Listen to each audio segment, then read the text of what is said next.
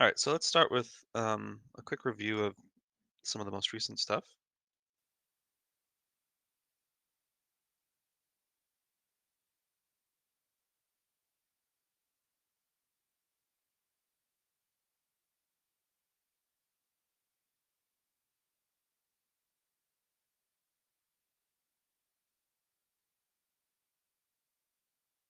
Okay, so let's guys do this one together as a warm up, and then I'll let you guys work on some problems on your own. All right, so what are we thinking for this? So we want to compute the integral from 0 to pi over 4 of the function tan theta cubed times secant theta squared.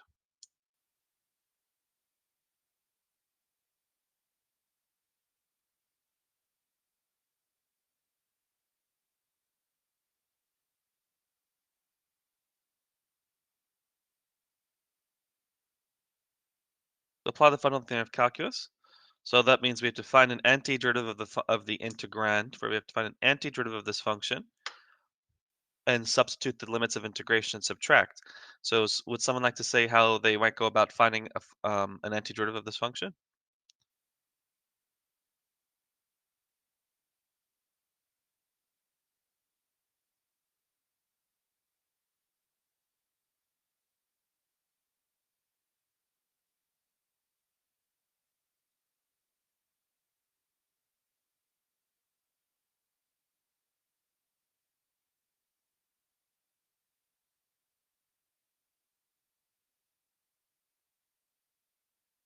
Okay, u substitution, that's what we did last time. So let's keep going. So u substitution, but what would be your u, right? Think about what is our general rule for picking a function for u? Right? U should be an inside function whose derivative is sitting outside. Let's try to get some more participation today.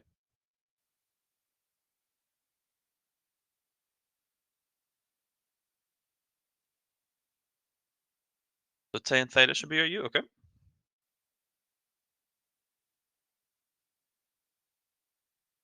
So is tan theta a good candidate?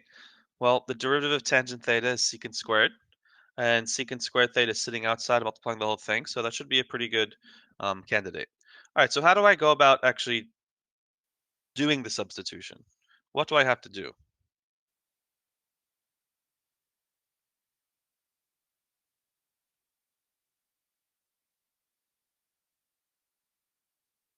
Make a translation table. So Evelyn, do you want to maybe tell us, or maybe some other people who are also typing right now, what's in this translation table? There's a few lines that I said are pretty important that we have to make sure that we translate.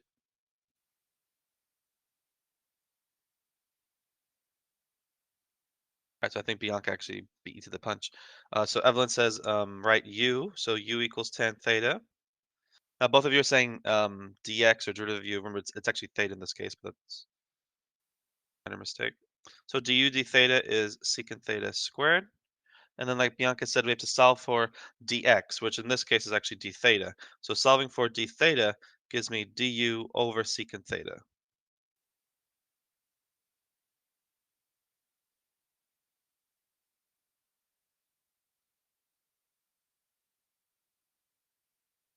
Now, is that quite the end of the story with this translation table? No. Very excited to tell me that. No.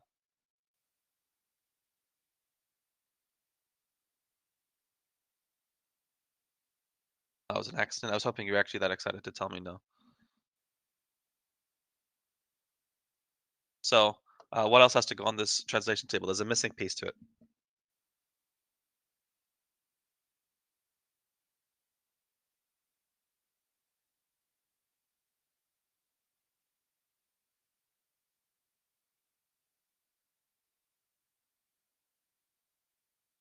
Forgot the terminology. Well, you can use informal terminology. We don't have to use the precise terminology. I mean, I usually understand what everyone means. Numbers listed alongside the integral symbol. That's right. These are called limits of integration. But yes, we have to change those numbers.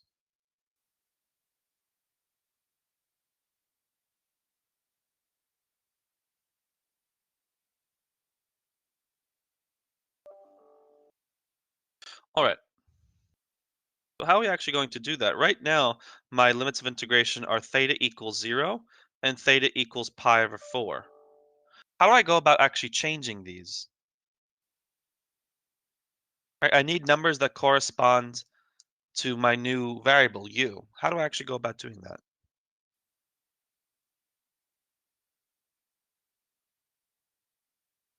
So plug them into u. Okay, good. So I plug in theta equals 0 into my formula for u. So if u equals tan theta, if theta equals 0, obviously u would have to be tangent of 0, which is just 0. And if theta equals pi over 4, u is tangent of pi over 4, which is just 1. Okay, so now let's actually translate everything. So let's write the original integral.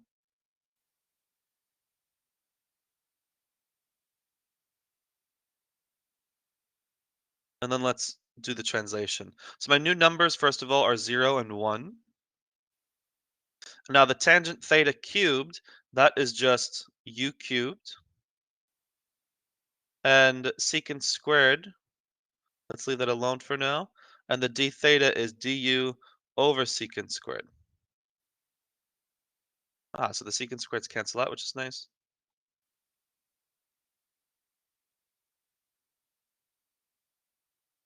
Cubed.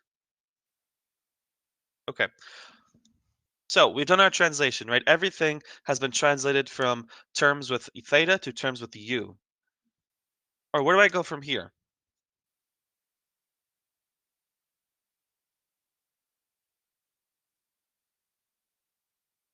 So the first part of the fundamental theorem of calculus, right? So remind everyone what that means. This was always our goal to begin with. The goal was always to find an antiderivative of the original function and then substitute the two numbers. But the issue was this original function was maybe a little difficult to find the antiderivative. So we changed our variable to u to make it look like a much easier integral. So now you can forget about all this, who cares? And we only focus on integrating u cubed. So what is an antiderivative of u cubed? Now that should be very easy for everyone, right? At least relatively easy compared to the original problem, right? We get 1/4 u to the fourth, and then we substitute in 0 and 1. So we get here just 1/4 as our final answer.